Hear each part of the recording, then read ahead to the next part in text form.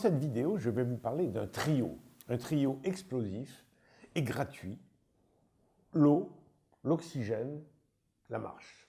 L'eau lave. La première des choses, c'est que l'eau lave. Elle entre pure dans votre corps et elle en ressort chargée de déchets. Vous avez bien vu sa couleur lorsque vous l'éliminez. Alors, si vous n'éliminez pas suffisamment ces déchets, qu'est-ce qui se passe? Ils s'accumulent et ils arrêtent le moteur de fonctionner. Alors, c'est difficile à comprendre, je vais vous donner deux exemples très simples. Vous avez une bûche dans une cheminée qui brûle, et puis, brûlant par définition, elle crée des cendres, de la cendre autour. Si vous n'enlevez pas la cendre, la bûche va rentrer dans cette cendre, elle va s'étouffer, elle va s'éteindre. Un autre exemple encore plus simple, c'est le moteur. Vous allumez votre moteur de voiture, et puis vous allez boucher le pot d'échappement. Et bien, en quelques minutes, le moteur va s'arrêter. Ça veut dire que ne pouvant plus éliminer les déchets, eh ben, il ne brûle plus vos calories. Et donc, si vous cherchez à maigrir, c'est grave.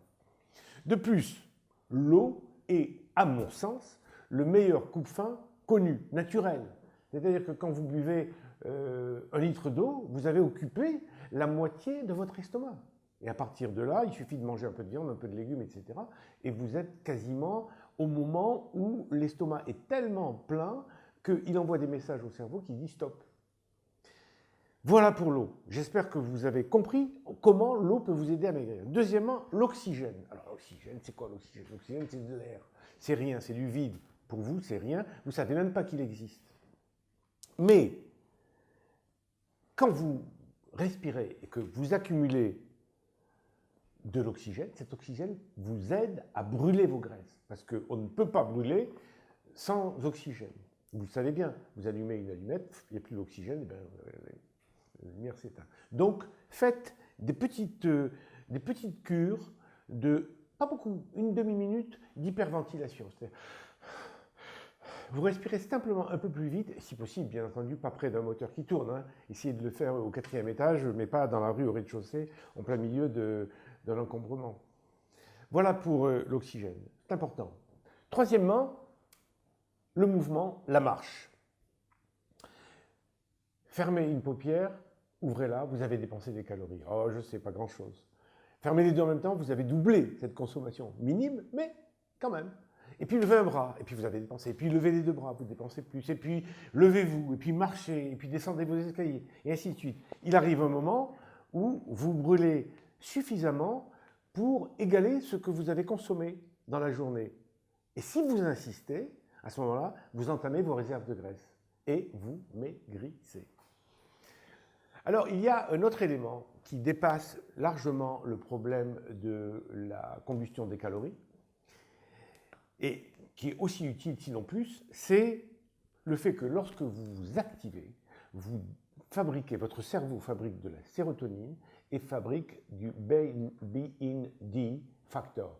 C'est le terme anglais et ça veut dire sérotonine, c'est, je ne vous en parlerai jamais assez, c'est la nourriture suprême de la vie. Vous ne le savez pas, on ne le savait pas il y a 20 ans. Les gens ont vécu pendant 200 000 ans sans savoir que la sérotonine, ça existait.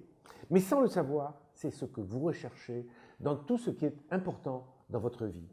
Dans tous les comportements qui ont du sens et qui vous donnent du plaisir. Par exemple, la famille, par exemple, l'amour, par exemple, la sexualité, la créativité artistique, la nourriture, l'activité physique, le plaisir de comprendre, de jouer.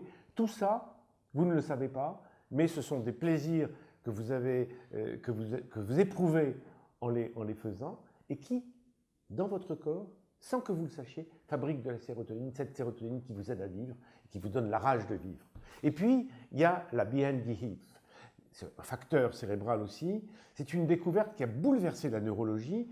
C'est une substance qui agit sur la plasticité du cerveau. C'est-à-dire que lorsque vous fabriquez cette substance, il se passe quelque chose qu'on ne savait pas, c'est qu'on crée de nouvelles cellules. On pensait depuis toujours, on pensait que nous avions un nombre de neurones fixes et que on venait au monde avec et que progressivement, chaque jour, chaque minute, chaque heure, chaque année, eh bien, il en mourait quelques-unes. Et puis, on se rend compte qu'aujourd'hui, qu'on peut en créer. Et l'activité physique peut vous permettre de créer ces nouvelles cellules. Avoir des nouvelles cellules dans votre cerveau, surtout si vous avez passé 50 ans, c'est capital, parce que ça vous permet de rester intelligent, ça vous permet de garder de la mémoire, de l'acuité intellectuelle, d'être présent, d'être vivant. Et surtout, si vous avez plus de 50, 60, 70, alors là, c'est formidable. Si vous avez un certain âge, marchez. Mais si vous êtes jeune, tout autant. Parce que vous avez, surtout si vous êtes étudiant, par exemple, allez marcher. On sait très bien, ça a été prouvé à Nashville, par exemple, aux États-Unis, dans une école spécialisée, les étudiants travaillent mieux, sont plus performants, sont plus intelligents, mémorisent davantage après un exercice, immédiatement après un exercice. Donc vous voyez l'importance que peut avoir l'activité physique, tant sur le plan de la combustion des calories que sur l'ardeur à vivre et l'intelligence.